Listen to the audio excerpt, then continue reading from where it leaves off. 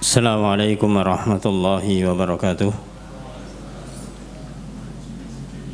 Innal hamdalillah nahmaduhu wa nasta'inuhu wa nastaghfiruh wa na'udzu billahi min shururi anfusina wa min sayyiati a'malina.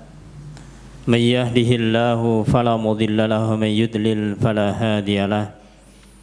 Asyhadu an la ilaha illallah wahdahu la syarika lah wa asyhadu anna Muhammadan abduhu wa rasuluh. Qala Allah ta'ala fi kitabihil karim, ya ayyuhalladzina amanu taqullaha haqqa tuqatih wa la tamutunna illa wa antum muslimun.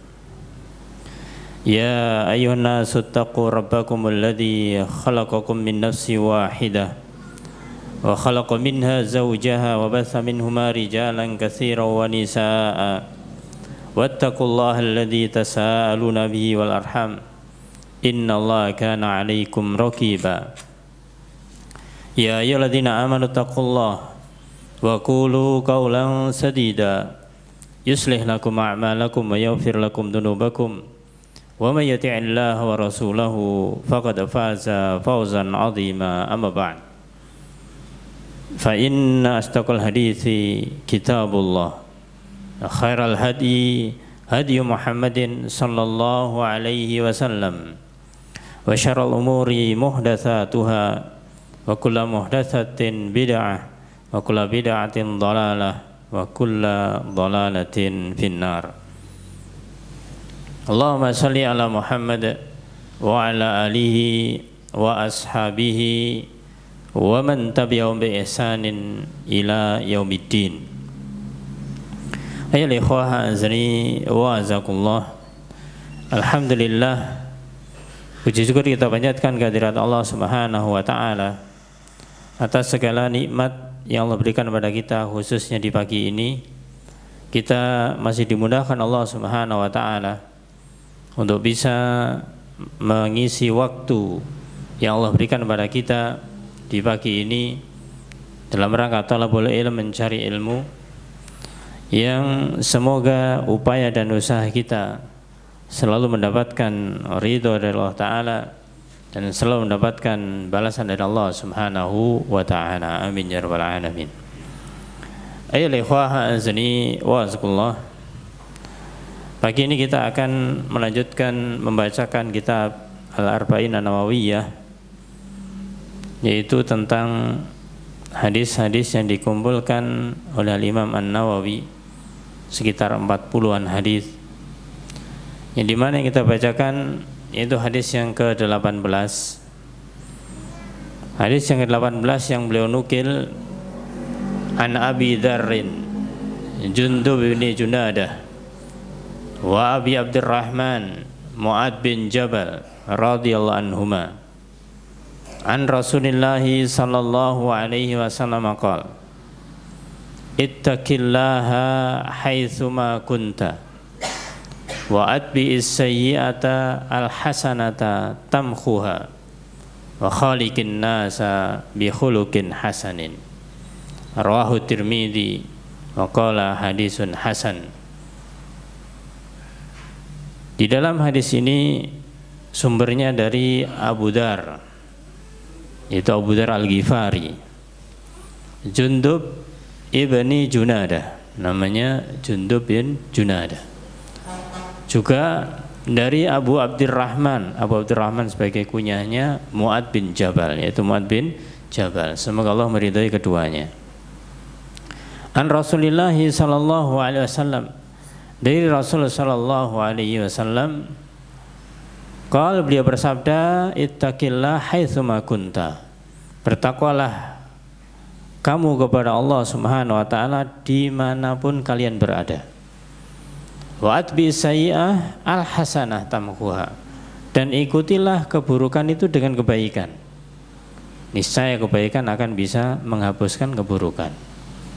Wa khaliqin nas bi khuluqin hasanin, dan bergaulah kalian dengan manusia dengan pergaulan yang baik, dengan akhlak yang mulia. Ayyuhal ikhwah azani wa azakumullah. Hadis ini memiliki 3 poin, 3 pembahasan. Yang pertama yaitu ittaqillah haitsuma kunta. Ini tentang masalah ketakwaan. Kemudian yang kedua wa'id bisayyi'al hasanah tamhuha, yaitu hendaklah ketika perbuatan buruk dilakukan maka itu dibarengi atau diikuti dengan perbuatan baik agar hilang perbuatan buruk tersebut. Kemudian yang ketiga yaitu wa khaliqin nas bi khuluqin hasan, dan bergaulah dengan manusia dengan pergaulan yang baik, dengan akhlak yang mulia. Ayyuhal ikhwah azani wa azakumullah. Bagian yang pertama yaitu tentang at-taqwa. Materi pembahasan tentang takwa para jamaah ini adalah merupakan materi inti dari ibadah. Karena ibadah pada dasarnya itu adalah merupakan amalan-amalan yang zahir, amalan-amalan yang tampak, amalan yang lahir. Maka ada yang lahir, ada yang batin. Yang batin maka lebih mengarah kepada yang namanya keimanan. Yang lahir mengarah kepada keislaman. Jadi amalan batin itu adalah amalan yang mengarah kepada keimanan, keyakinan. Amalan lahir mengarah kepada keislaman, yaitu amalan yang lahir, amalan yang tampak. Sehingga namanya iman dan Islam. Maka di dalam pembahasan mengenai bab tentang iman dan Islam ini, idza tafarraqa ijtama'a wa idza ijtama'a tafarraqa. Kalau keduanya itu berpisah, maka dia berkumpul. Kalau dia berkumpul, dia berpisah. Maksudnya, ketika kata iman dan Islam itu disebutkan sendiri-sendiri berpisah, bahas masalah iman saja. Maka ketika disebutkan masalah iman, ini Islam masuk di dalamnya. Artinya bukan hanya amalan batin saja, tapi masuk dalamnya adalah amalan lahir. Karena tuntutan iman itu tidak hanya batin saja, tapi juga lisan, juga anggota badan. Begitu juga ketika disebutkan hanya Islam saja, maka yang dimaksud dengan Islam adalah juga harus dibarengi dengan keyakinan. Dibarengi dengan keyakinan itu adalah berupa iman. Namun dikala dua-duanya digabungkan dalam satu pembahasan, satu kalimat, misalkan ada iman, ada Islam, maka ini baru kemudian artinya beda. Iman urusannya dengan amalan batin, adapun Islam urusannya dengan amalan lahir. Ketakwaan para jamaah itu adalah kepada keislaman di sini. Sehingga materi tentang takwa itu adalah merupakan inti materi Islam. Maka merupakan hal yang penting bagi kita untuk memiliki yang namanya ilmu tentang hal ini. Karena diantaranya kita itu minimal sepekan sekali kita itu diingatkan oleh siapa? Oleh khatib Jum'ah. Oleh khatib Jumat, maka diantara hal yang harus disampaikan oleh khatib adalah yaitu wasiatut taqwa. Diingatkan paling tidak setiap Jumat untuk bertakwa kepada Allah Subhanahu wa ta'ala. Itu minimal. Apalagi kalau kita kajian, maka itu bisa lebih dari itu. Ini menunjukkan bagaimanakah pentingnya kita itu memahami tentang ilmu ketakwaan ini. Tidaklah seseorang itu kemudian dikatakan bertakwa, melainkan dia itu memiliki ilmu tentangnya, mereka mengamalkan tentangnya, dan mereka istiqomah di atasnya. Maka takwa adalah masalah yang sangat penting. Sebagian pula kita ketika menyampaikan muqaddimah di dalam suatu ta'lim, suatu kajian yang semacam ini, maka sebagaimana tadi kita katakan, dan ini dikatakan sebagai khutbatul hajah, sebagai khutbatul hajah, yaitu khutbah yang dimana Rasulullah SAW terbiasa ketika mau menyampaikan nasihat, menyampaikan keilmuannya kepada para sahabatnya, mengawali dengan khutbatul hajah ini, yaitu 3 wasiat takwa. Yang tadi di awal kita katakan, yang pertama yaitu dalam surat Ali Imran ayat 102, ya ayyuhalladzina amanu taqullaha haqqa tuqatih wa la tamutunna illa wa antum muslimun. Itu Ali Imran 102. Kemudian wasiat takwa yang kedua yaitu di dalam surat An-Nisa ayat yang pertama, ya ayyuhan nasu taqu rabbakum alladzi khalaqakum min nafsin wahidah ila akhir ayat. Ini surat An-Nisa ayat yang pertama, ya. Kemudian yang ketiga dalam surat Al-Ahzab 70-71. Al-Ahzab 70-71, ya ayyuhalladzina amanu taqullaha wa qulu qawlan sadida, sampai akhir ayat. Maka ketiga ayat ini semuanya diawali dengan bertakwa kepada Allah Subhanahu wa taala. Ini menunjukkan bagaimanakah pentingnya takwa ini. Ailahwa azani wa asqullah, mari kita sekarang belajar memahami tentang keilmuan takwa ini. Baik. Sebelum kita membahas panjang lebar, maka takwa itu ada definisi atau ada pengertiannya. Apa pengertian atau definisi dari takwa itu sendiri? Maka kalau kita bicara tentang masalah definisi dan kemudian itu secara definisi ada dua, ada yang namanya bahasa, ada yang namanya istilah atau syariat. Maka kalau secara bahasa, takwa itu berarti adalah menjaga diri, ya, menjaga diri atau berhati-hati, menjaga diri atau berhati-hati, melindungi diri, menjaga diri, berhati-hati. Ini secara bahasa. Jadi orang yang bertakwa seharusnya dia itu menjaga diri dan dia berhati-hati. Kemudian kalau kita bicara tentang masalah istilah atau secara istilah, maka ini banyak perkataan-perkataan dari para ulama yang terkait dengan ketakwaan ini. Apa saja pengertian takwa yang dikatakan oleh para sahabat dan juga para imam? Maka di antara yang disebutkan oleh Ibnu Mas'ud radhiyallahu an. Ibnu Mas'ud radhiyallahu an atau Abdullah bin Mas'ud, beliau menjelaskan tentang masalah takwa ketika disebutkan atau dinukil ayat Allah Ta'ala, ya ayyuhalladzina amanu taqullaha haqqa tuqatih. Wahai orang yang beriman, bertakwalah kepada Allah sebenar-benar takwa. Bagaimanakah wujud dari ketakwaan ini? Maka beliau mengatakan wujud ketakwaan adalah ayyuta'a falayu'sa. Wujud ketakwaan adalah ayyuta' falayu'sa. Kalau kamu takwa kepada Allah berarti kamu harus mentaati Allah dan jangan bermaksiat. Allah itu untuk ditaati, bukan untuk dimaksiati. Maksiat maknanya berarti tidak taat, tidak mau menuruti perintah Allah Subhanahu wa ta'ala. Ayyuta'a falayu'sa. Maka Allah itu untuk ditaati, bukan untuk dimaksiati. Wa ayyudkara falayunsa. Yang kedua, beliau mengatakan Allah itu untuk diingat. Kita harus mengingat Allah. Falayunsa bukan dilupakan, bukan dilupakan. Wa ayyushkara falayukfar. Dan untuk disyukuri bukan dikufuri, bukan diingkari. Ini gambaran ketakwaan yang disampaikan oleh sahabat yang mulia Abdullah bin Mas'ud radhiyallahu anhu. Jadi ketika kita menerima perintah-perintah Allah Ta'ala, kita mendengar perintah-perintah Allah Ta'ala, dan juga tentunya adalah perintah Rasul SAW atau larangan-larangannya, maka itu semuanya untuk ditaati, bukan untuk dimaksiati. Ditaati artinya apa? Ketika kita mengetahui ilmunya dan kita sudah memahaminya, lakukan, amalkan.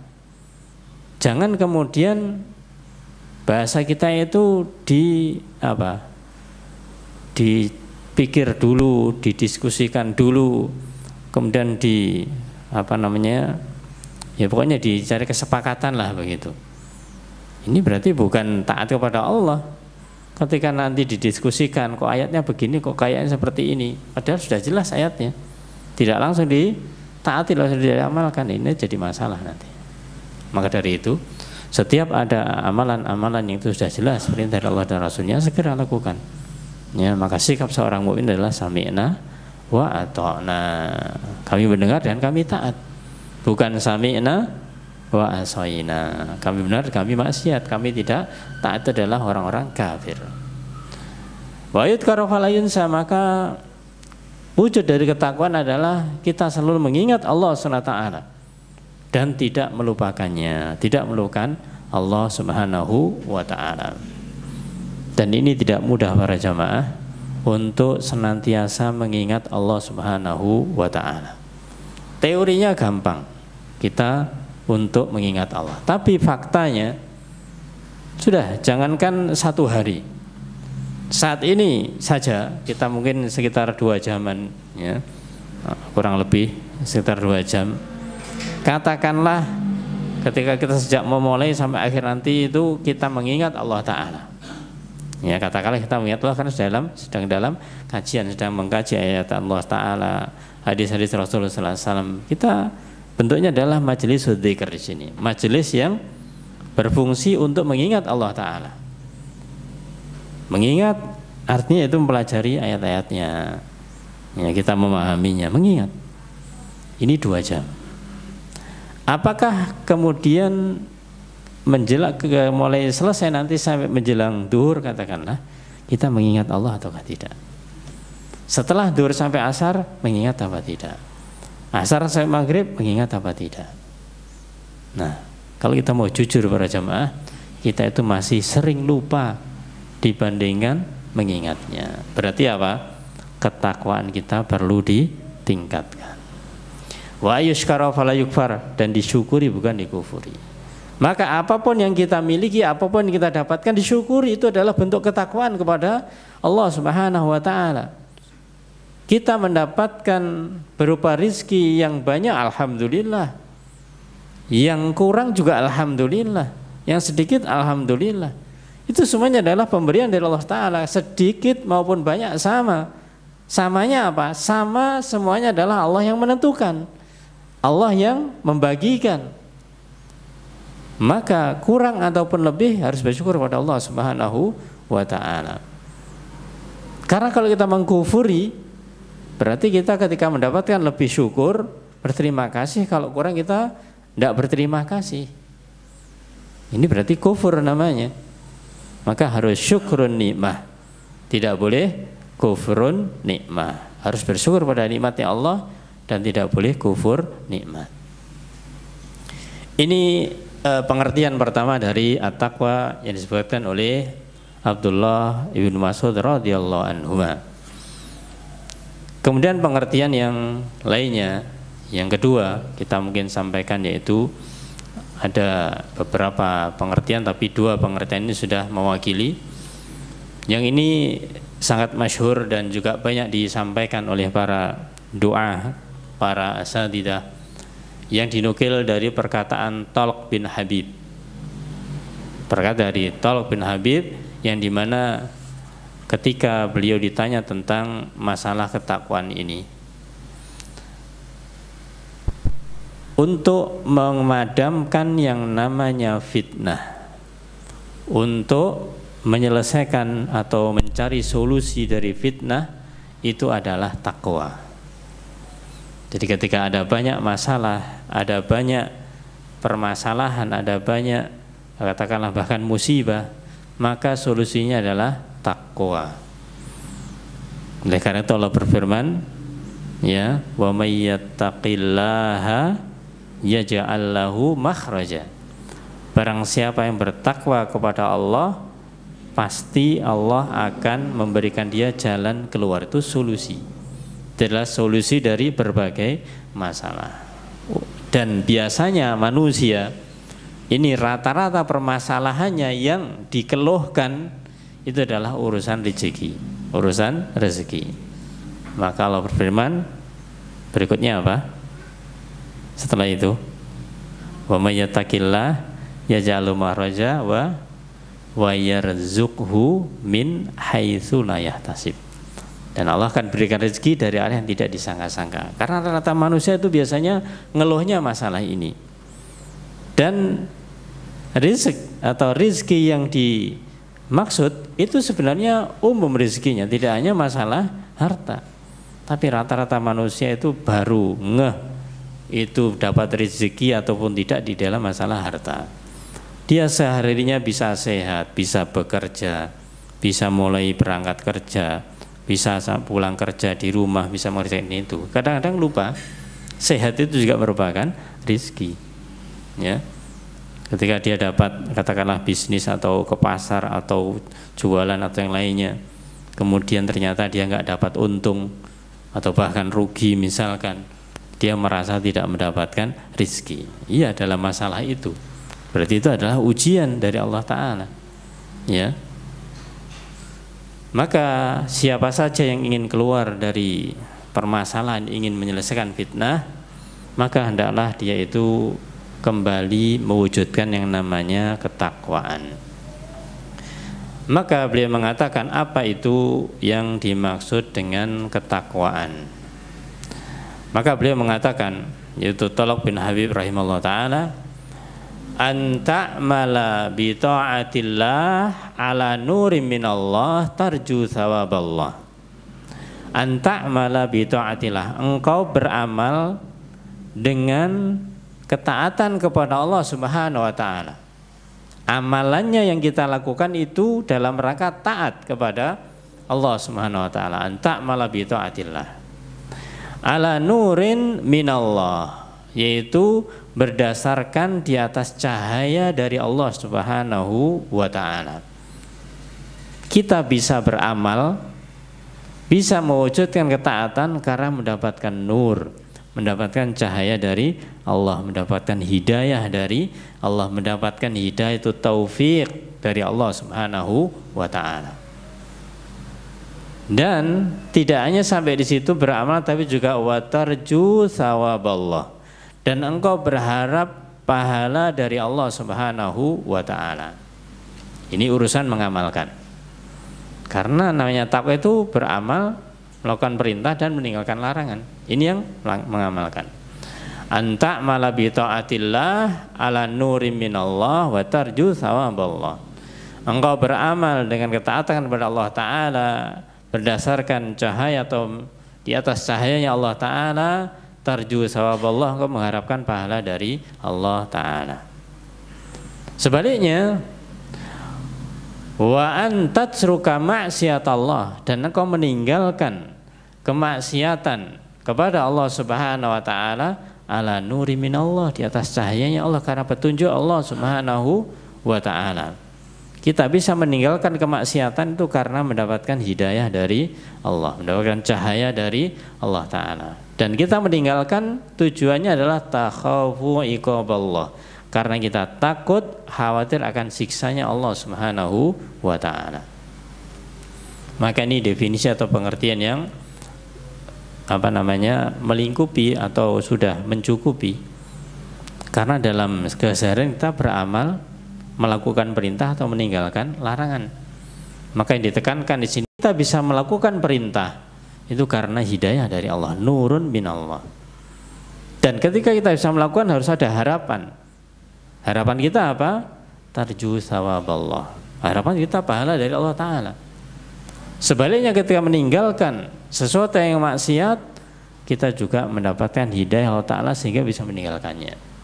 Kenapa kita meninggalkan? Karena kita takut dari siksanya Allah Subhanahu wa ta'ala. Ayo ikhwah azani wa azkullah. Maka inilah yang namanya ketakwaan. Para yaitu syekh atau pengarang di sini Al-Imam An-Nawawi menjelaskan, ketika di awal hadis disebutkan ittaqillah haitsuma kunta, bertakwalah kalian dimanapun kalian berada. Maka beliau menjelaskan maknanya, makna takwa ini ai ittaqihu fil khalwah kama tattaqihi fil jalwah. bi hadratin nas. Beliau mengatakan bahwasanya takwalah kamu kepada Allah di saat kamu bersendirian, di saat tidak ada orang, sebagaimana kamu bertakwa di saat banyak orang, di saat banyak orang yang hadir. Jadi ketakwaan itu bukan terpengaruh oleh lingkungan sekitar, baik di saat sendirian ataupun di saat banyak orang. Ini beliau katakan karena apa? Ya karena orang-orang itu biasanya melakukan ketaatan itu ketika ada yang membuat dirinya termotivasi untuk melakukannya. Yang memotivasi dia itu apa? Ya kadang-kadang bareng-bareng banyak orang itu termotivasi. Mau melakukan amalan ketika sendiri itu kadang-kadang malas. Ketika banyak orang semangat. Ya semangat karena memang banyak orang. Memang itulah yang menimbulkan semangat. Tapi takwa para jamaah ini adalah orang yang dia itu melakukan amalan tertentu, dia entah sendiri atau banyak orang sama melakukannya. Ya, bukan ketika banyak orang semangat, tidak ada orang tidak dilakukan. Nanti dikhawatirkan muncul yang namanya penyakit apa? Riya. Ya karena banyak orang. Itu. Wattaqihu fi sa'iril amkinah wal azminah. Dan bertakwalah kalian di segala waktu dan tempat. Segala tempat dan waktu. Ya. Jadi maksudnya bertakwalah dimanapun berada, sebagaimana dalam hadis ittaqillah haitsuma kunta. Dimanapun kalian berada. Ini dikatakan oleh Imam An-Nawawi rahimahullah taala bahwasanya bertakwa itu tidaklah hanya di saat banyak orang, tapi di saat sendirian pun hendaklah kita juga mewujudkan ketakwaan kita kepada Allah Subhanahu wa taala. Adapun mensyarah yang lainnya,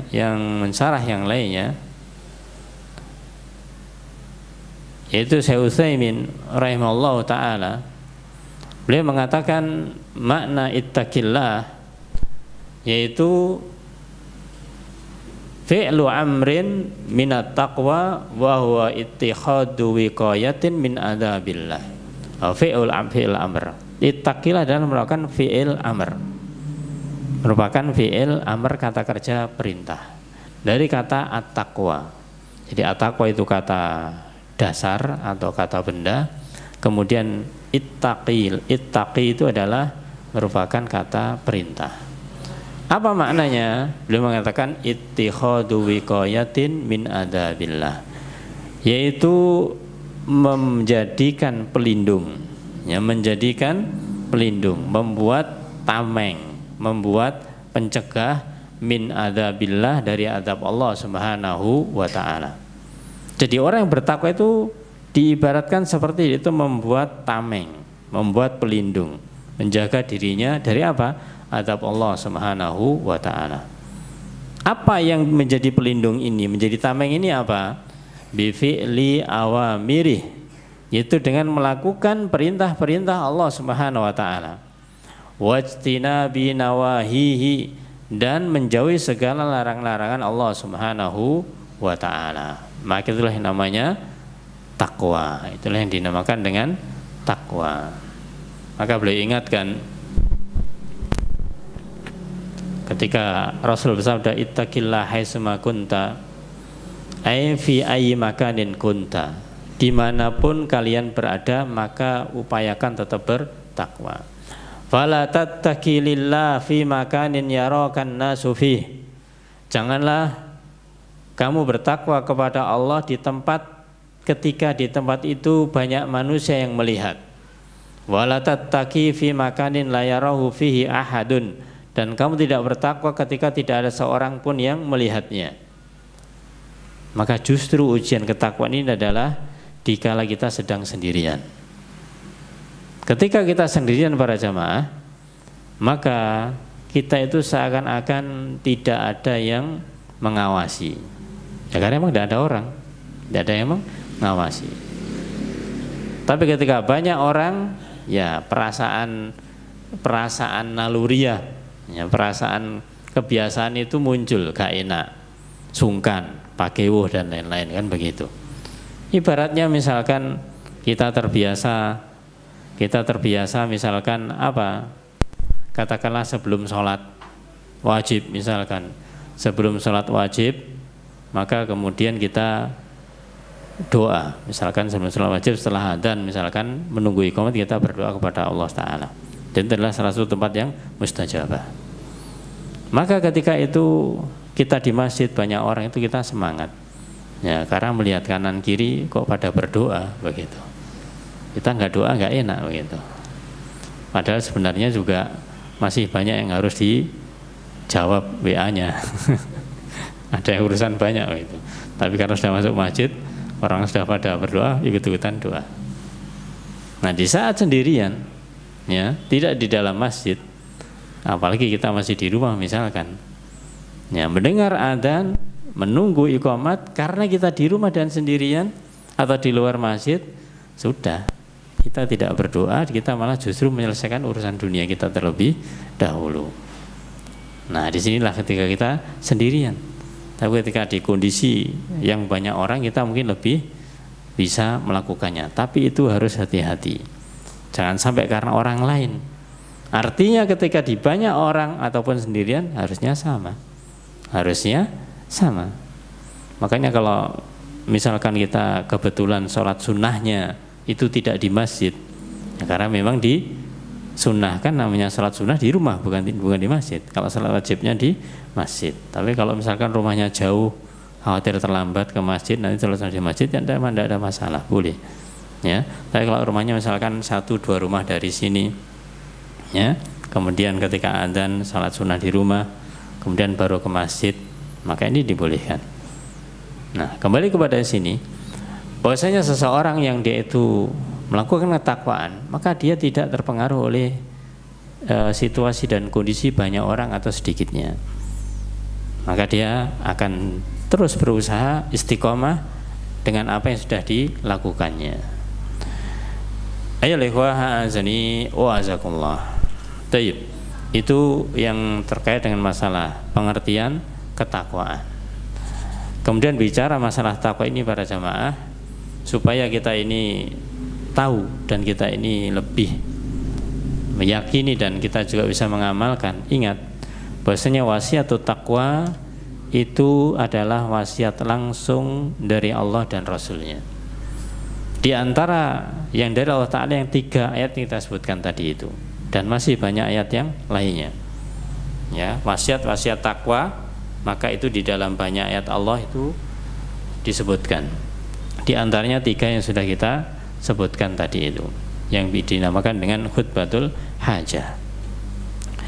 Adapun ayat yang lainnya kita nukilkan beberapa saja. Yang ini menunjukkan perintah bertakwa itu di dalam segala amal perbuatan. Di dalam segala amal perbuatan. Di antaranya Allah Subhanahu wa taala berfirman di dalam surat Al-Baqarah 281, di sana Allah berfirman, wattaqu yauman turja'una fihi ilallah tsumma tuwaffa kullu nafsin ma kasabat wa hum la yudlamun. Dan bertakwalah kalian, maksudnya takwa kalian ini takwa pada suatu hari, yaitu hari kiamat. Takutlah kalian kepada suatu hari turja'una fihi ilallah, yang semuanya dikembalikan kepada Allah Subhanahu wa taala. Summa tuwaffa kullu nafsin ma kasabat. Kemudian setiap orang diberi balasan sempurna sesuai dengan apa yang dia upayakan. Wa hum la yudlamun, dan mereka tidak dizalimi.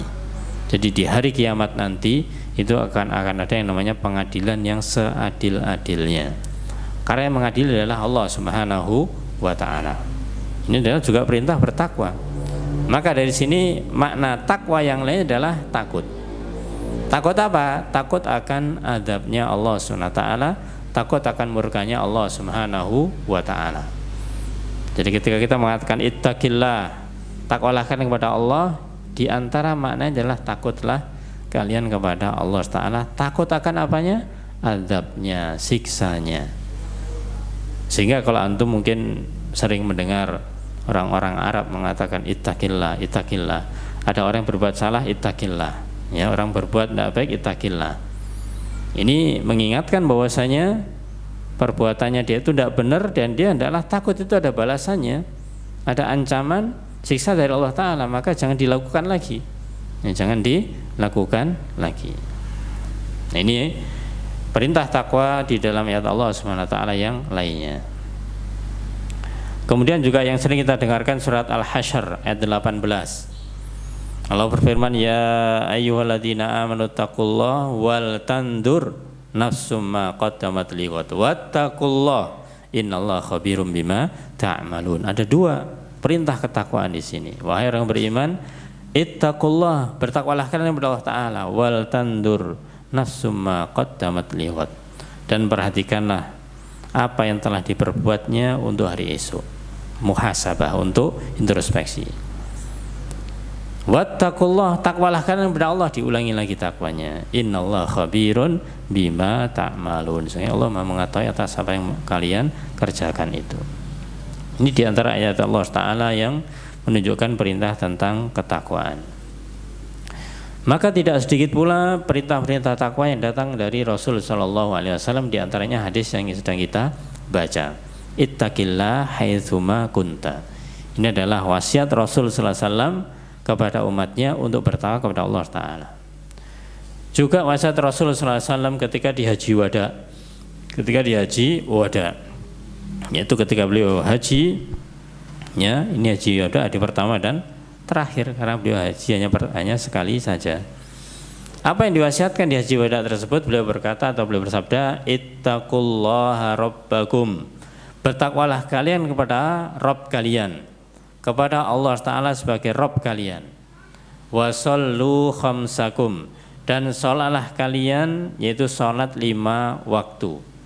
Wasumu syahrakum, dan berpuasalah kalian di bulan kalian, di bulan Ramadan. Wa addu zakata amwalikum, dan tunaikanlah zakat-zakat harta kalian. Wa ati'u da amrikum, dan taatlah kalian kepada orang yang ngurusi kalian, yaitu pemimpin kalian. Tadkhulu jannata rabbikum, niscaya kalian akan masuk surga Rabb kalian, surganya Allah Subhanahu wa Ta'ala. Ini diawali dengan yaitu ittaqullah rabbakum, takwalah kalian kepada Rabb kalian. Kemudian bentuk takwanya apa? Yaitu sholat, puasa, zakat, taat pada pemimpin. Maka ini adalah merupakan sarana untuk masuk surganya Allah Subhanahu wa Ta'ala. Juga satu wasiat yang mulia dinamakan dengan wasiat perpisahan dari Irbad bin Sariyah. Ya, ketika di wasiat itu para sahabat minta nasihat, kemudian seakan-akan nasihat Rasulullah SAW itu adalah nasihat yang terakhir, ya, nasihat perpisahan, sehingga meneteskan air mata para sahabat, kemudian minta wasiat pada Rasulullah SAW. Sebelum beri wasiat yang panjang, maka di awal dikatakan usikum bitaqwallah was-sam'i wa ta'ah. Aku wasiatkan kepada kalian, yaitu untuk bertakwa kepada Allah Subhanahu wa Ta'ala, was-sam'i wa ta'ah, mendengar dan taat kepada pemimpin. Ini wasiat Rasulullah SAW yang sangat agung. Diawali dengan bertakwa kepada Allah, kemudian urusannya dengan manusia, dengan pemimpin, dengar dan taat. Ini adalah perintah Rasulullah SAW. Ya, perintah Rasulullah SAW yang sangat jelas. Usikum bitaqwa was-sam'i wa ta'ah. Adapun hadis yang berikutnya yang sangat panjang, intinya yaitu bahwasanya akan datang yang namanya suatu masa banyak perselisihan, maka Rasul menyampaikan alaikum bisunnati wa sunnatil khulafai rasyidin al-mahdiyyin min ba'di atu ala bin nawajid. Ya, diperintahkan untuk supaya memegang sunnah, memegang sunnah Rasul sallallahu alaihi wasallam. Wa iyyakum muhdatsatil umur, dan hati-hatilah terhadap hal yang muhdas, hal yang baru, yaitu bid'ah. Hendaklah menjauhi bid'ah. Tapi di awal-awal dikatakan usikum bitaqwallah was-sam'i wa ta'ah. Aku wasiatkan kepada kalian untuk takwa kepada Allah, mendengar dan taat. Ini pesan Rasul sallallahu alaihi wasallam tentang ketakwaan yang dinamakan dengan wasiat perpisahan. Dan banyak wasiat-wasiat kepada para sahabat yang lainnya. Kiranya ini memang kita perlu sampaikan supaya kita itu tidak menganggap biasa ketakwaan ini, karena intinya agama ini adalah di ketakwaan ini. Selain keyakinan tadi, masalah keyakinan, maka dalam masalah amaliyah adalah takwa ini, adalah ketakwaan. Sebuah pesan dari Rasulullah SAW kepada Abu Hurairah radhiyallahu an, yang dimana suatu hari Rasulullah SAW menawarkan pada para sahabatnya, siapa di antara kalian yang mau mengambil kalimat dariku dan mau mengamalkannya dan mengajarkannya kepada yang lain. Jadi mau diberi ilmu oleh Rasulullah SAW, tapi ketika dapat ilmu hendaklah diajarkan kepada yang lainnya, ya, mengajarkan kepada yang lainnya. Maka Abu Hurairah mengangkat tangan kalau bahasa kita, ya, saya wahai Rasulullah SAW, aku mau mendapatkan yaitu ilmu tersebut. Apa yang disampaikan Rasulullah SAW kepada Abu Hurairah radhiyallahu an? Beliau mengatakan, ittaqil maharim takun a'badan nas. Ini wasiat yang pertama. Ittaqil maharim, bertakwalah kamu, artinya takutlah kamu, jangan sampai kamu itu melakukan hal-hal yang haram. Ittaqil maharim, jadi takutlah kepada hal-hal yang haram. Takut untuk kita itu terjerumus ke dalamnya, jangan sampai melakukannya. Kalau kamu menjauhi hal-hal yang haram, takun a'badan nas, niscaya kamu akan menjadi orang yang manusia yang paling beribadah kepada Allah Ta'ala, maksudnya yang paling baik dalam beribadah kepada Allah SWT, karena menjauhi semua hal yang haram. Warda bima qasamallahu lak, dan hendaklah engkau ridho terhadap apa yang sudah dibagikan oleh Allah SWT kepadamu. Bahasa kita qanaah, neriman, ya, menerima apa yang sudah menjadi bagian kita. Kalau kita memiliki sifat ini para jamaah, qanaah, memiliki sifat qanaah ini, ya, Masya Allah, kita itu tidak ada namanya sifat hasad. Orang kalau masih ada sifat hasad berarti belum qanaah, ya, belum qanaah. Kalau sudah qanaah, sudah Masya Allah, nggak mikir yang namanya hasad itu, ya. Maka hendaklah kamu ridho terhadap apa yang Allah bagikan kepadamu, takun aunan nas, kamu akan menjadi manusia yang paling kaya. Yang paling kaya, orang kaya itu berarti orang yang tidak membutuhkan, karena itu sudah cukup, ya, sudah cukup.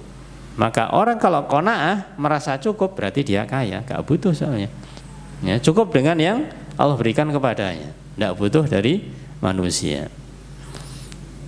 Kemudian yang berikutnya, wa ahsin ila jarik, dan berbuat baiklah kepada tetanggamu. Takun mukminan, kamu akan menjadi orang yang mukmin. Menjadi orang yang mukmin maksudnya sempurna keimanannya. Karena di dalam hadis sudah kita bacakan sebelumnya, man kana yu'minu billahi wal yawmil akhir fal yukrim jarahu. Saya beriman kepada Allah dan hari akhir, hendaklah dia itu memuliakan tetangganya. Maka untuk mencapai kesempurnaan iman diantaranya dengan memuliakan tetangga, berbuat baik kepada tetangga. Wa ahibbalin nas ma tuhibbu li nafsik takun musliman, dan hendaklah kamu cintai manusia sebagaimana kamu mencintai pada dirimu, kamu menjadi seorang yang muslim, yaitu Islam yang sejati. Ya, ini juga sudah kita bahas sebelumnya. Wala tuksirid dhahik, ini yang harus kita perhatikan. Wala tuksirid dhahik, jangan kalian banyak tertawa. Jangan kalian banyak tertawa. Kenapa? Fa inna kasratad dhahik tumitul qalba. Karena banyak tertawa itu akan bisa mematikan hati. Bisa mematikan hati. Ini bukan berarti tidak boleh tertawa, ya. Tapi jangan banyak tertawa. Kalau memang sesuatu yang kita itu tertawa, tapi yang penting ada adabnya tertawa itu, ya. Jangan sampai tertawa itu terbahak-bahak sampai bahasa Jawa itu kepingkel-pingkel gitu, ya. Sampai lama dan yang lainnya. Ya, tertawa kalau Rasulullah SAW hanya tabassam, hanya tersenyum saja. Tersenyum ketika agak katakanlah menggembirakan lebih itu kelihatan giginya. Sudah ketawa yang cukup begitu. Tapi kita memang kadang-kadang refleks ya. Kadang-kadang refleks satu yang lucu langsung wah. Ya, apalagi pembawaan naudzubillah harus dirubah itu. Ya. Makanya jangan biasakan. Ya, jangan banyak tertawa. Bukan berarti tidak boleh ketawa. Nah, ketawa ini adalah tanda kegembiraan seseorang. Tapi bukan berarti kemudian dibiarkan begitu saja. Yang kita harus waspadai di sini, beliau bersabda, fa inna kasratad dhahik, karena kalau banyak tertawa itu akan bisa mematikan hati. Matikan hati, dan ini terbukti. Dan bahkan naudzubillah, kalau ini dilarang oleh Rasulullah SAW banyak tertawa, sungguh merupakan upaya usaha yang sangat tidak baik ketika orang pekerjaannya itu membuat tertawa orang lain, ya. Alias pelak.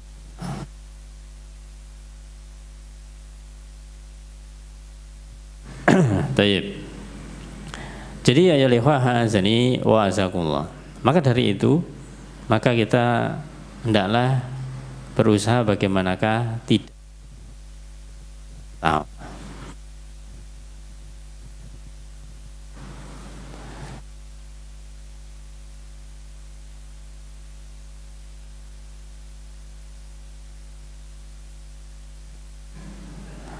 Ketika wasiat yang lainnya itu juga ada, yaitu banyak hal yang disampaikan oleh Rasul Shallallahu Alaihi Wasallam. Sekarang kita bacakan sebagian dari wasiat dari para salafus soleh, dari orang-orang salafus soleh, yaitu para sahabat, tabi'in dan atba'ut tabi'in. Di antaranya disebutkan oleh sahabat yang mulia Abu Bakar As-Siddiq radhiyallahu, yang beliau pernah berkata di dalam salah satu khutbahnya ketika menyampaikan khutbah kepada para jamaahnya, sahabat yang lainnya, beliau mengatakan, amma ba'd fa inni usikum bitaqwallah,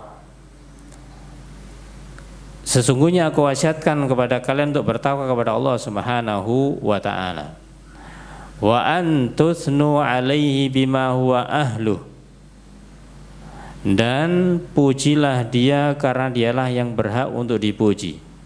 Ketika kita memuji, maka pujilah Allah Subhanahu wa ta'ala, karena Allah lah yang paling berhak untuk dipuji.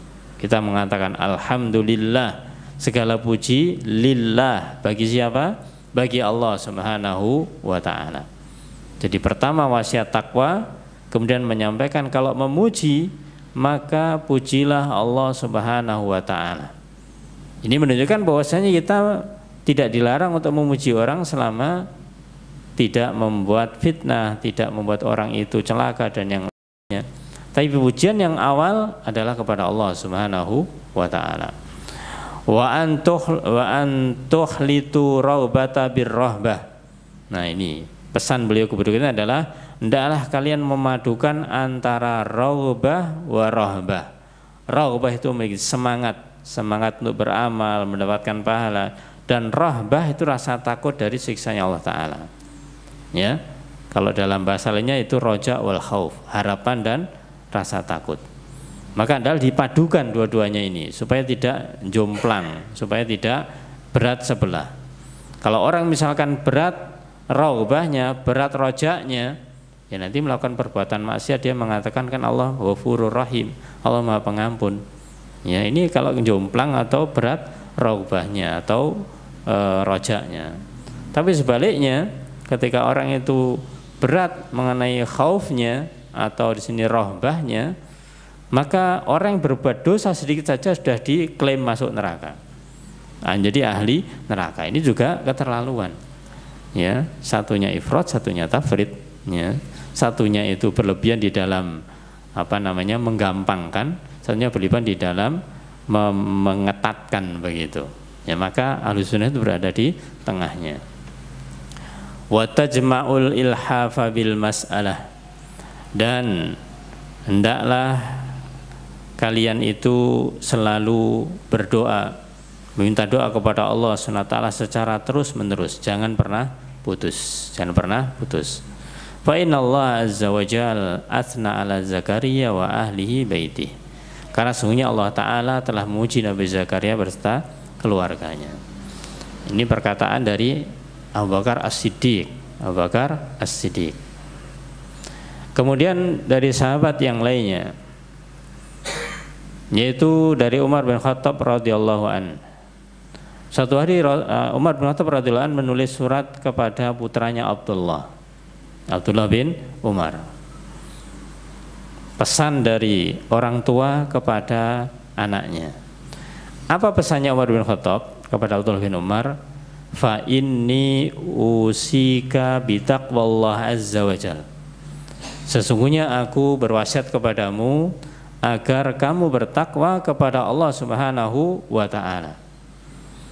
Kenapa bertakwa kepada Allah Ta'ala? Fa innahu manittaqa waqah. Ya. Karena sesungguhnya siapa saja yang bertakwa kepadanya pasti dia akan melindunginya. Allah pasti akan melindunginya. Siapa yang minta perlindungan kepada Allah akan dilindungi. Siapa yang bertakwa kepada Allah akan dilindungi. Wa man aqradahu jaza. Dan barang siapa yang dia itu melanjakan hartanya di jalan Allah Ta'ala, pasti Allah akan membalasnya, akan memberikan ganti yang lebih baik. Wa man syakarahu zadah.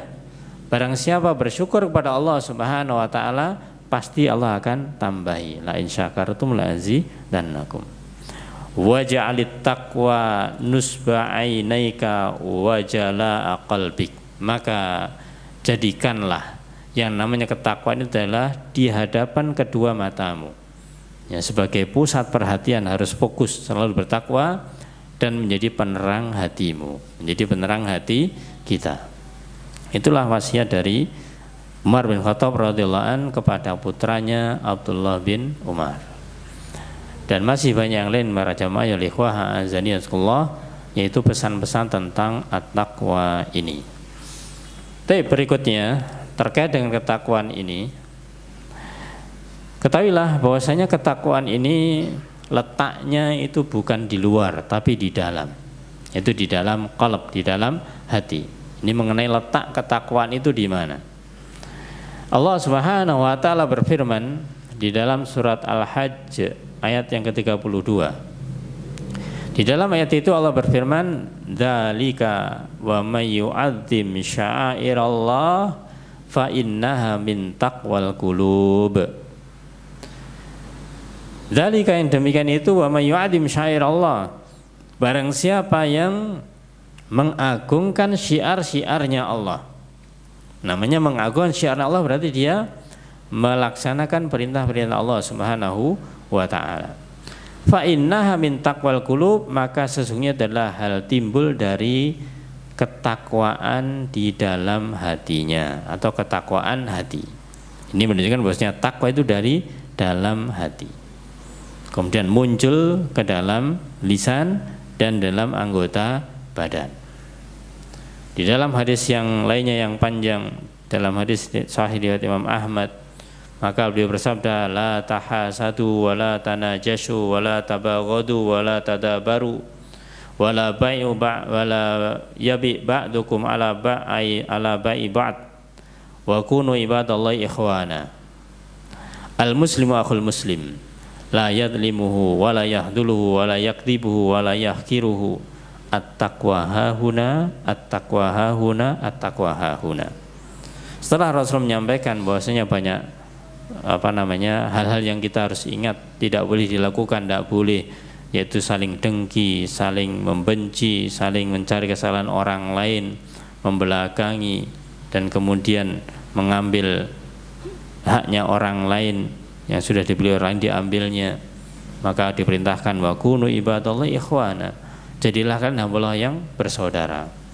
Muslim yang satu nilai adalah saudara, akhul muslim. Jangan saling mendolimi, merendahkan, dan jangan dusta. Maka kemudian beliau mengatakan at-taqwa hahuna, at-taqwa hahuna. Takwa itu di sini. Takwa itu di sini sampai 3 kali. Yushiru ila sodri, salah samarot. Beliau mengisyaratkan 3 kali ke dadanya. Yang artinya takwa itu urusannya di dalam dada, di dalam hati.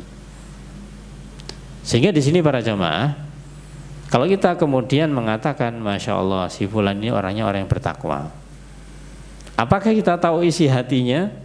Apakah kita mengerti hatinya seseorang itu? Jawabannya enggak. Kita enggak ngerti isi hati orang lain. Makanya ketika kita itu mengatakan kepada orang lain, ya, yang bisa kita nilai adalah dohirnya, Kalau kita mengatakan orang itu memang kelihatan baik, kita katakan dia itu orang yang baik. Misalkan dia itu 5 waktu ke masjid, ya, kemudian dia itu kelihatan dalam kesehariannya orang yang sopan, santun dan yang lainnya, ya kita katakan dia adalah orang yang baik, orang yang baik. Adapun hati di sisi Allah SWT. Sebaliknya ketika ada orang yang dia itu sebaliknya, sholat ke masjid itu juga jarang-jarang, bahkan tidak sholat misalkan, ya, kemudian dia itu juga tidak baik sama orang lain, ya kita katakan tidak baik karena memang kenyataannya seperti itu. Kita tidak tahu hatinya bagaimana, ya, tidak tahu hatinya bagaimana. Artinya jangan dibalik. Dibalik itu ketika kita melihat orang yang baik, kita katakan meskipun baik kan, tapi belum tentu hatinya baik. Nah, ini bukan urusan kita. Kita tidak bisa menilai hatinya. Meskipun seakan-akan kalimatnya itu benar, meskipun dia baik, tapi kan belum tentu hatinya baik. Ya, tapi kita memang tidak dibebani untuk menilai hatinya gitu loh. Kita dibebani untuk menilai hatinya. Atau sebaliknya ada orang berbuat, yaitu katakanlah ibadahnya jarang, tapi mungkin dia memang katakanlah dengan orang lain baik. Maka ada orang mengatakan meskipun dia itu jarang beribadah, ya tapi kan hatinya baik. Dari mana? Baiknya dari mana? Nah itu berarti mungkin pandangan manusia sama manusia. Dari sisi Allah ya tidak ada baiknya tidak mau beribadah kepada Allah Ta'ala. Maka di situ para jamaah, memang ketakwaan itu adalah sumbernya di dalam hati, akan tetapi itu tidak hanya berhenti di situ, tapi dimunculkan atau ditampakkan dalam anggota badan. Maka tidak bisa kita hanya menghukumi seseorang itu dari hatinya saja, pun juga tidak bisa. Amalan dan hati ini memang sejalan, ya, amalan itu seharusnya sejalan. Adapun tidak sejalan, yang berhak untuk kita nilai adalah dohirnya, bukan batinnya. Kalau bagi Allah SWT jelas dua-duanya, karena Allah mengetahui, ya, baik itu lahir maupun batinnya. Makanya ketika ada orang dianggap itu orang yang soleh, ternyata dikatakan oleh Allah itu orang munafik, ya karena Allah tahu hatinya, tahu mengenai hatinya.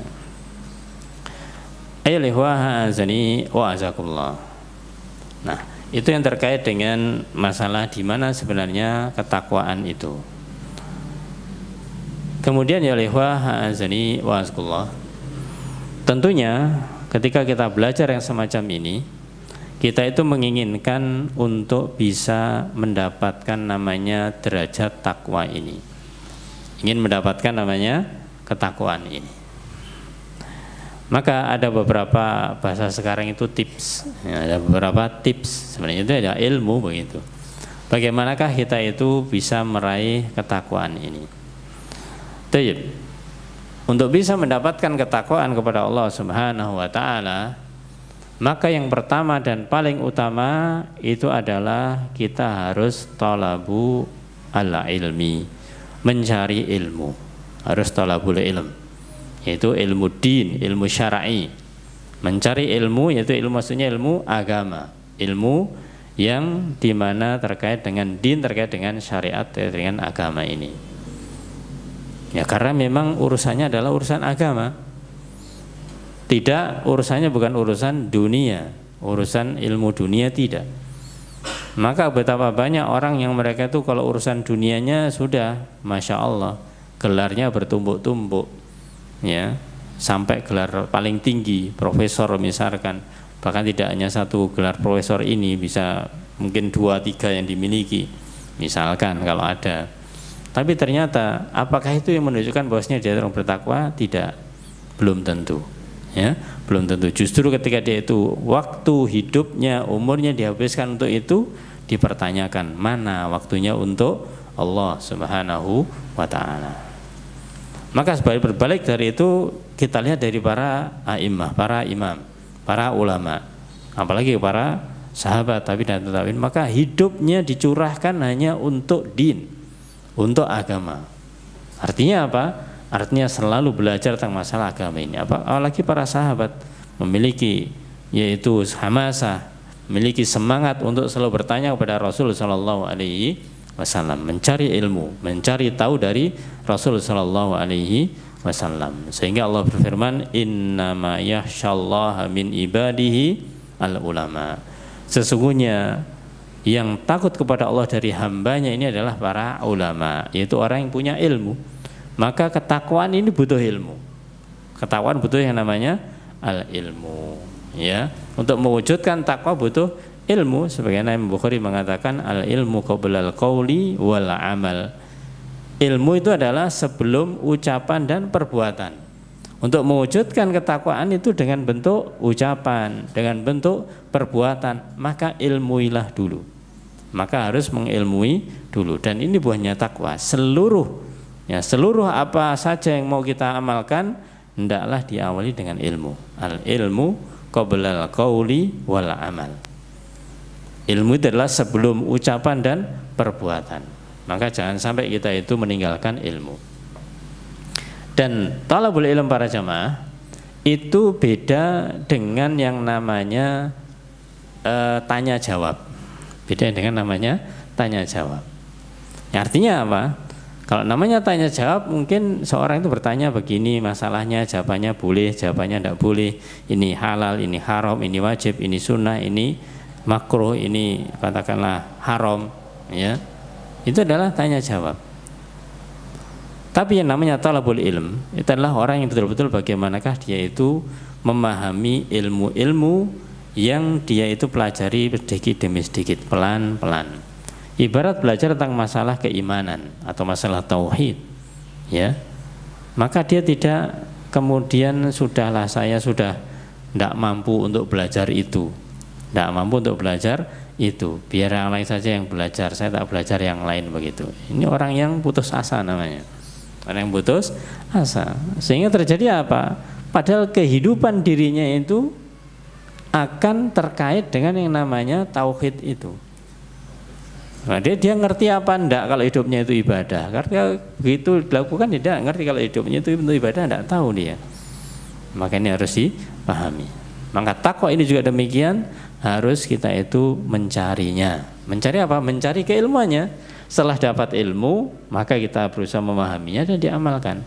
Ya, nggak akan pernah kita bisa mengamalkan kecuali kita itu memahami. Dan nggak akan pernah kita bisa memahami kecuali punya ilmu, kan begitu. Jadi namanya ilmu ujuk-ujuk itu ya tidak ada. Apa ilmu ujuk-ujuk itu? Orang mengatakan ilmu laduni, ya. Itu ilmu yang tanpa belajar, ya. Ilmu tanpa belajar. Gimana ilmu tanpa belajar? Anda katakan al ilmu bit ta'allum. Ilmu itu bisa didapatkan dengan belajar. Nggak ada ilmu tanpa belajar itu, ya. Itu yang pertama, untuk bisa mendapatkan takwa adalah kita berusaha semaksimal mungkin untuk mencari ilmu. Kemudian setelah kita mendapatkan ilmu seberapun kita dapatkan, dan seperti sekarang ini kita ngerti tentang pentingnya takwa, maka yang kedua adalah sungguh-sungguh kita mengamalkan ketakwaan tersebut. Dan ini sudah sejak awal dikatakan, Allah berfirman, ya ayyuhalladzina amanu taqullaha haqqa tuqatih. Wahai orang yang beriman, bertakwalah kepada Allah haqqa tuqatih, dengan sebenar-benar takwa. Artinya harus sungguh-sungguh. Kita tahu sholat 5 waktu harus dikerjakan, ya sungguh-sungguh mengerjakan sholat 5 waktu. Kita tahu misalkan yaitu sholat sunnah yang kita sudah punya ilmunya, kita lakukan dengan sungguh-sungguh. Kita tahu saum Ramadan itu wajib, kita lakukan dengan sungguh-sungguh, dan yang lainnya. Maka semuanya harus dengan sungguh-sungguh, tidak boleh dengan leyeh-leyeh, lena-lena, nyantai-nyantai. Itu bukan. Itu adalah orang-orang yang malas, ya.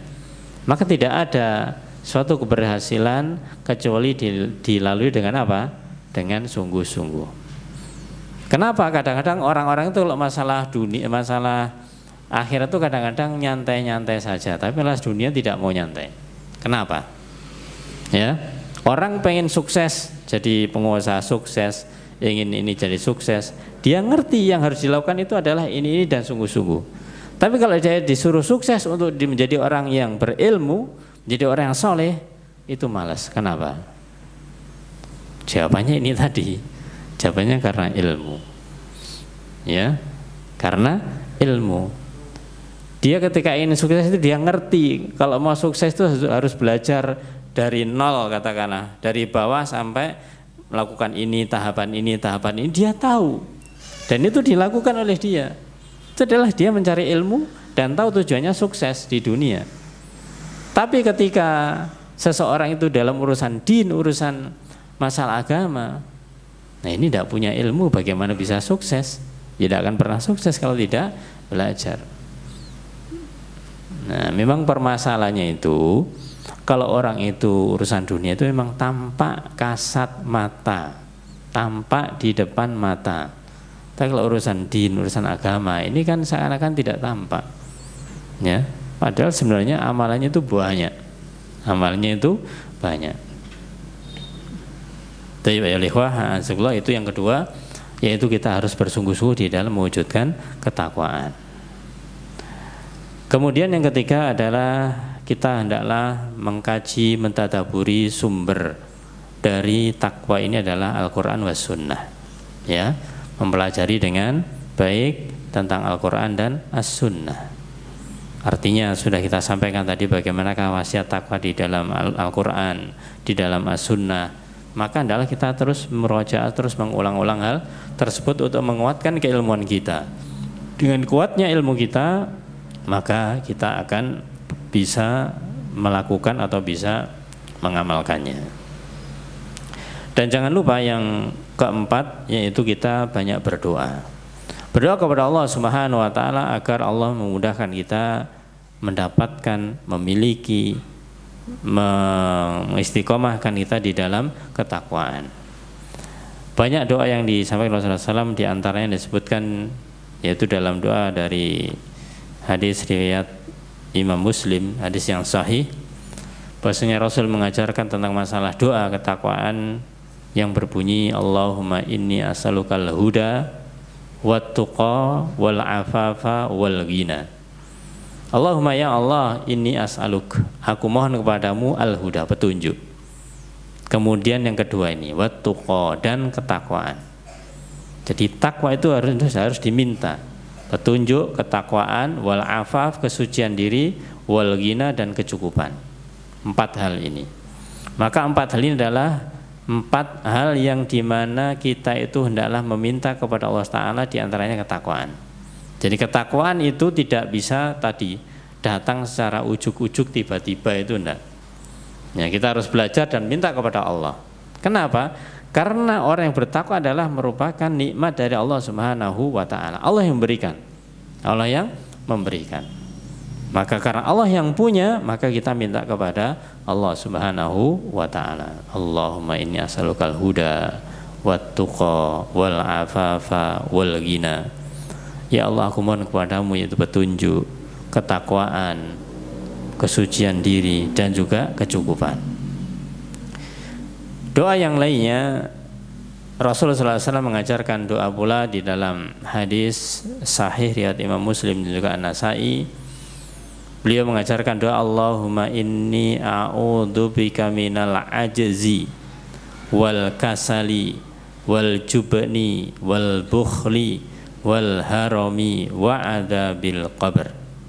Ya Allah, aku berlindung kepadamu. Ini minta perlindungan dulu kepada Allah Ta'ala. Ya Allah, aku minta perlindungan kepadamu minal ajzi, dari sifat yang lemah, wal kasal, kemalasan, wal jubni, dan juga sifat pengecut, wal bukhli, dan sifat kikir, pelit, wal harami, dan pikun, wa adzabil qabr, dan adab kubur. Sifat-sifat ini para jamaah adalah sifat-sifat yang tidak baik semuanya. Lemah, kemudian dia itu malas, kemudian dia itu pengecut, dia itu kikir, dan kemudian juga pikun. Dan ini semuanya adalah kita hendaklah berlindung darinya, termasuk yang terakhir adab kubur. Terus apa yang kita minta kepada Allah Ta'ala? Maka lanjutan hadisnya, Allahumma ati nafsi taqwaha wa zakkiha anta khairu man zakkaha anta waliyuha wa maulaha. Ya Allah, ati nafsi taqwaha, berikanlah, karuniakanlah kepadaku, kepada diriku, kepada hatiku ini adalah ketakwaannya. Berilah diriku ini ketakwaan. Jadi kita minta kepada Allah Subhanahu wa taala untuk mendapatkan ketakwaan. Wa zakkiha, dan sucikanlah hatiku. Dan sucikanlah hatiku. Anta khairu man zakkaha, karena Engkau ya Allah sebaik-baik zat yang bisa mensucikannya. Ini yang terkait dengan ketakwaan. Kemudian lanjutan hadis ini juga doa berikutnya, yaitu Allahumma inni a'udzubika min ilmin la yanfa' wa min qalbin la yakhsha wa min nafsin la tashba' wa min da'watin la yustajabu laha. Ya Allah, aku minta perlindungan kepadamu min ilmin la yanfa', dari ilmu yang tidak bermanfaat. Tadi diawali dengan perlindungan kepada Allah, kemudian permintaan dan perlindungan lagi. Yang pertama minta perlindungan dari ilmu yang tidak bermanfaat. Ini menunjukkan ilmu itu ada dua macam. Al ilmu nafi wa ilmu ghairu nafi. Ada ilmu yang bermanfaat dan tidak bermanfaat. Ya, maka kita minta yang ilmu nafi, ilmu yang bermanfaat, dan kita berlindung dari ilmu yang tidak bermanfaat. Wa min qalbin la yakhsha, dan kita berlindung kepada Allah dari hati yang tidak khusyuk, hati yang tidak khusyuk. Wa min nafsin la tashba', dan dari nafsu yang tidak pernah puas, tidak pernah kenyang. Wa min da'watin la yustajabu laha, dan dari doa-doa yang tidak dikabulkan. Maka ini adalah anjuran dari Rasulullah SAW agar kita itu melaksanakan atau membiasakan doa ini. Yang di tengah tadi adalah minta agar kita diberi ketakwaan oleh Allah Subhanahu wa ta'ala. Kemudian yang keempat para jamaah ya ikhwah azaniyaskullah, untuk bisa meraih ketakwaan maka memang butuh pendukung. Maka pendukungnya siapa? Pendukungnya adalah orang-orang yang sama. Maka hendaklah kita itu berteman dengan orang-orang yang bertakwa. Berteman dengan orang-orang yang bertakwa supaya kita itu terkontrol, yaitu bahasanya apa? Terkondisi, supaya kita terus bisa menjaga ketakwaan kita. Rasulullah SAW bersabda, bahkan di dalam masalah yang dianggapnya masalah biasa, tidak ada hubungannya, tapi Rasul bersabda yang sangat keras. Apa itu sabdanya? La tusahib illa mu'minan. Jangan engkau menjadikan sahib, menjadikan teman, yaitu engkau bergaul illa mu'minan, kecuali orang mukmin. Bergaul maksudnya para jamaah bukan berarti hanya kenal. Kenal beda dengan bergaul. Ya.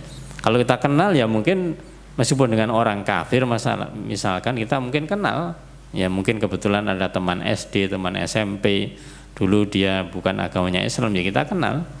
Tapi sahib ini adalah menjadikan teman yang dekat, teman pergaulan. La tusahib illa mu'minan. Janganlah engkau bergaul yang sering kamu komunikasi, ketemu dengannya, kecuali orang yang mukmin. Wala ya'kulu ta'amak illa taqi. Dan janganlah makan makananmu kecuali orang-orang yang bertakwa. Ya. Jadi di sini kita harus pilih-pilih. Ketika kita memberikan makanan atau mempersilahkan makan orang lain, carilah orang yang bertakwa, orang-orang yang bertakwa. Jadi jangan karena apa namanya bahasanya itu orang yang gampangan itu namanya apa? Ya loman bahasa Jawanya. Orang yang loman itu sudah siapa saja wis pokoknya silahkan, tidak masalah. Ya mungkin dia niatnya baik, ya, niatnya baik. Tapi hadis Rasulullah menyatakan di sini, la ya'kul ta'amak illa taqi. Jangan makan makananmu kecuali orang yang bertakwa. Artinya apa? Artinya carilah orang-orang ketika kita memberikan makanan itu memang orang-orang yang masalah dinnya, masalah agamanya itu bagus. Ya. Jangan karena kedudukan di dunia ini. Kita memiliki katakanlah hajat, misalkan memiliki bahasa kita tasyakuran begitu ya. Maka kita adalah cari orang-orang yang bertakwa. Jangan memandang apakah dia itu orang kaya, orang miskin, punya jabatan dan tidak, punya bertakwa yang mana itu didahulukan. Yang didahulukan. Termasuk juga memberi santunan, bantuan kepada fakir miskin. Ya, maka jangan sekedar itu kan fakir miskin kita bantu. Nah, ketika kita bisa memilah ada sekian fakir miskin dan memang fakir miskin ada yang dia itu agamanya mending, lebih baik daripada itu yang diutamakan. Daripada orang miskin sudah miskin, misalkan dia ndak baik agamanya, misalkan ndak bagus, misalkan ndak ibadah, ndak sholat dan yang lainnya, jangan. Meskipun miskin, cari orang miskin yang sholat, kasarannya demikian. Ya, walaupun mungkin yang sholat ini kemiskinannya lebih mending daripada yang lain. Kecuali kalau misalkan kita menyampaikannya dalam rangka mendakwahi dan kemudian kita ajak dia untuk aktif atau untuk beribadah kepada Allah Ta'ala, fadl. Tapi kalau sudah sudah diajak sekian waktu kok tidak ada perubahan, ya sudah cari yang lainnya begitu. Oleh karena itu dalam hadis yang lainnya Rasul juga bersabda, ar-rajul ala dini khalilih. Maka seseorang itu bergantung kepada agama temannya. Khalil para jamaah adalah apa? Teman dekat, teman akrab, sahabat karib. Ya. Maka falyandur ahadukum man yukhalil. Maka lihatlah salah satu dari kalian siapa yang menjadi teman dekat seseorang. Kalau kita ingin menilai seseorang, tidak harus melihat orangnya itu, tapi lihat teman dekatnya dia siapa. Kalau teman dekatnya orang baik, dia orang baik. Kalau teman dekatnya orang tidak baik, dia tidak baik. Begitu. Ya. Meskipun yang bersangkutan mengatakan, "Loh, enggak, saya tidak seperti itu," tapi dia hari demi hari, waktu demi waktu itu dihabiskan dengan orang yang ini. Ya sudah, ini seperti itu. Ya. Patah Arab mengatakan as-sahib sahib. Jadi seorang sahib, yaitu teman itu dia akan menarik, ya, akan menarik. Artinya apa? Yang memiliki kebiasaan yang sama, kesenangan yang sama, itu akan saling mempengaruhi satu dengan yang lainnya. Ayo kita sampaikan beberapa poin-poin yang berikutnya, karena memang urusan takwa ini adalah urusan yang sangat urgent, yang sangat penting. Maka perlu kita memiliki banyak ilmu tentang hal ini. Ini belum kita sampaikan tentang fadilahnya, tentang keutamaannya. Sudah jam 9:30, mungkin nanti di waktu yang lainnya. Mengenai masalah tips ini atau bagaimana meraih takwa, yang keenam yaitu menjauhkan perbuatan dosa dan maksiat. Ya, otomatis namanya ketakwaan itu adalah kita melaksanakan perintah Allah, menjauhi larangannya, maka harus dijauhi seluruh dosa-dosa dan maksiat. Kemudian yang ketujuh yaitu hendaklah selalu merasa diawasi oleh Allah Subhanahu wa Ta'ala. Muraqabatullah, merasa diawasi oleh Allah Subhanahu wa Ta'ala. Dan tidak kalah pentingnya yaitu berikutnya untuk menjaga atau mendapatkan ketakwaan yang bagian terakhir di sini, yaitu hendaklah kita mengetahui tentang perangkap setan, mengetahui tentang jebakan-jebakan syaitan, supaya kita tidak terjerumus ke dalam perangkap dan jebakannya. Apa perangkap dan jebakan syaitan? Al-Imam Ibnul Qayyim al-Jauziyah, beliau mengatakan bahwasanya setan itu akan menggoda orang-orang muslim, orang-orang mukmin itu dengan 6 godaan. Dengan 6 godaan secara bertingkat, secara level, nah, secara bertingkat. Apa 6 itu? Yang pertama, setan itu akan menggoda orang yang beriman itu untuk melakukan tindakan kesyirikan wal kekufuran, kesyirikan dan kekufuran. Kalau orang tadinya itu beriman, kemudian meskipun dia merasa masih beriman, tapi ternyata melakukan perbuatan yang kufur atau perbuatan syirik misalkan, bahkan sampai syirik besar, meskipun dia tidak keluar dari Islam, Ya, dia mengatakan masih muslim, tapi ternyata amalannya adalah amalan kesyirikan. Yang sebenarnya secara hakikat dia sudah keluar dari Islam. Cuma dia tidak merasa. Kalau setan sukses dalam hal ini sudah, yang lainnya nggak akan diganggu. Mau ibadah 5 waktu, mau sholat tahajud tiap hari, mau puasa itu setan kasarannya tidak mau ganggu, malah didorong, ayo lakukan terus. Yang penting syiriknya jalan. Syiriknya jalan, maka ibadahnya tidak akan diganggu. Tidak akan diganggu. Malah justru bahasanya itu didorong-dorong supaya melakukan itu terus. Karena apa? Tidak ada gunanya itu semuanya. Lain asyrokta layahbatanna amaluka wa la takunanna minal khasirin. Kalau kamu berbuat syirik akan lenyap seluruh amalanmu. Ya, jadi amalan yang lainnya sudah hilang kalau perbuatan syirik ini masih dilakukan. Apalagi syirik besar sampai dibawa mati. Nah, ketika level pertama ini tidak sukses, setan nggak bisa menggoda seorang mukmin, maka turun levelnya. Level kepada apa? Mengajak kepada perbuatan bid'ah. Perbuatan bid'ah. Ya. Yaitu apa? Perbuatan yang dimana amalan ini seakan-akan seperti amalan syariat, amal ibadah, tapi ternyata tidak ada tuntunan dari Rasul Shallallahu Alaihi Wasallam. Maka ini level yang kedua.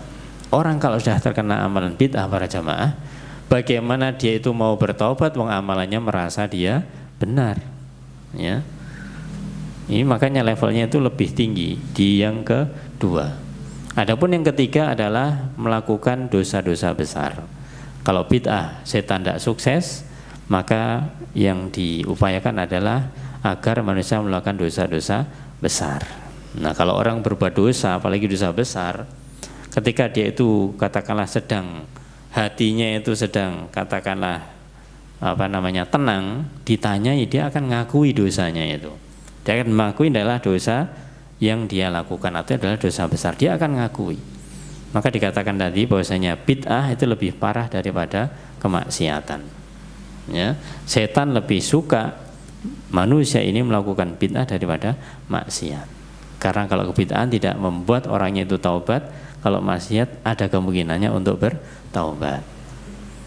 Kalau dosa besar juga susah untuk dipengaruhi manusia ini. Level yang keempat turun lagi, yaitu apa? Dosa-dosa kecil. Dosa-dosa kecil. Maka mungkin kita pernah mendengar orang mengatakan, gak apa-apa dosa kecil, nanti kalau saya wudhu dosanya akan hilang. Karena yang wudhu menggugurkan dosa-dosa kecil. Ini seakan-akan dia yang ngatur dosa, yang memberikan dan yang menghapuskan seakan-akan dia. Padahal itu adalah haknya Allah Ta'ala meskipun kecil ya. Maka jangan seperti itu. Ini adalah level yang keempat, ketika setan tidak bisa untuk mengganggu dosa besar, maka dosa kecil. Kalau ini pun juga ternyata orang mukmin ini kuat, maka setan akan mengganggu dengan apa? Seorang mukmin dia itu disibukkan dengan perkara-perkara yang mubah. Perkara-perkara yang mubah. Boleh, dilakukan boleh. Akan tapi diperbanyak melakukan perbuatan yang mubah ini, sehingga apa? Yang sunnah kurang diperhatikan. Yang sunnah kurang diperhatikan. Apalagi yang wajib mungkin hanya sekedarnya saja. Maka dia disibukkan dengan perkara yang mubah. Nah, kalau misalkan ini juga ternyata tidak berhasil karena seorang mukmin ini mukmin yang kuat, maka upaya terakhir setan itu adalah seorang ini dibuat sibuk dengan perbuatan yang tidak penting dari amal-amal yang penting. Ya, mirip dengan yang kelima, yaitu sesuatu yang mubah. Tapi yang keenam ini adalah ada dua amalan, yang satu penting, yang satu tidak penting, maka disibukkan dengan yang tidak penting ini. Maka inilah senjata-senjata setan, pengaruh setan terhadap manusia, terhadap seorang mukmin, agar mereka meninggalkan yaitu amalannya jauh dari ketakwaan. Maka kita harus ngerti jebakan perangkap setan ini. Kita sekarang ini sedang dipengaruhi setan di level mana? Di level mana? Contoh gampangnya katakanlah sesuatu yang mubah. Sesuatu yang mubah. Ya, sesuatu yang mubah kita lakukan. Ketika kita diingatkan jangan banyak melakukan amalan itu, kan ini mubah, tidak apa-apa. Ya, Misalkan olahraga, ya, olahraga kan mubah, wajib apa enggak olahraga? Kasihan kalau orang-orang yang kecil-kecil yang nggak sehat kalau wajibnya. Jadi dia asalnya adalah mubah, bisa jadi sunnah kalau dibutuhkan, wajib enggak begitu. Maka ketika orang itu olahraga mubah, maka ketika mubah itu sudah sesuai dengan porsinya saja, dengan porsinya saja. Maka kalau kita tuh berlebih di dalam satu yang mubah semacam itu, maka nanti khawatirnya yang sunnah apalagi yang wajib akan terdampak. Contohnya karena sudah asik olahraga, masuk waktu sholat karena baru selesai olahraga, masih keringetan, masih capek, akhirnya sholatnya mundur, kan begitu. Kan seperti itu. Ini adalah godaan setan yang supaya manusia melakukan hal-hal yang mubah, tapi ternyata ngefeknya itu di satu yang sunnah bahkan yang wajib begitu. Maka banyak ayat yang menunjukkan kita itu tidak boleh mengikuti langkahnya syaitan. Di antaranya kita sebutkan dalam ayat Allah Ta'ala dalam surat Al-Baqarah 168, 169. Ya ayyuhan nas kulu mimma fil ardi halalan thayyiba. Wahai manusia, makan oleh kalian sesuatu dari bumi ini yang halal lagi thayyib, halal dan baik. Wala tattabi'u khutuwati syaiton. Jangan kamu ikuti langkah-langkahnya syaitan. Innahu lakum adu mubin. Sesungguhnya setan bagi kalian sungguh musuh yang nyata. Juga dalam ayat lain surat Al-Baqarah 208. Ya ayyuhalladzina amanu dkhulu fis-silmi kaffah. Wahai orang beriman, masuklah kalian dalam agama Islam secara kafah, menyeluruh, total. Wala tattabi'u khutuwati syaiton. Jangan ikuti langkah-langkahnya syaitan. Innahu lakum adu mubin. Sama dengan yang sebelumnya. Ada yang juga ayat yang lainnya yang terkait dengan hal ini. Maka itu semuanya insya Allah sudah mencukupi yang terkait dengan bagaimanakah kita itu harus waspada terhadap jebakan-jebakan syaitan. Itulah ya alaihi azani wa asqullah apa yang bisa kita sampaikan pada kesempatan kali ini terkait dengan masalah takwa. Dan insya Allah di waktu yang lainnya sebelum kita masuk ke poin yang kedua, yaitu mengenai mengikuti perbuatan buruk dengan perbuatan baik, dan juga masalah bergaul dengan manusia dengan akhlak yang baik, maka nanti kita tambahkan di waktu berikutnya insyaallah taala. Wallahu a'lam bishawab. Barakallahu fiikum. Ini yang bisa saya sampaikan, semoga bermanfaat. Kita akhiri dengan kafaratul majelis. Subhanakallahumma wa bihamdika asyhadu an la ilaha illa anta astaghfiruka wa atubu ilaik. Assalamualaikum warahmatullahi wabarakatuh.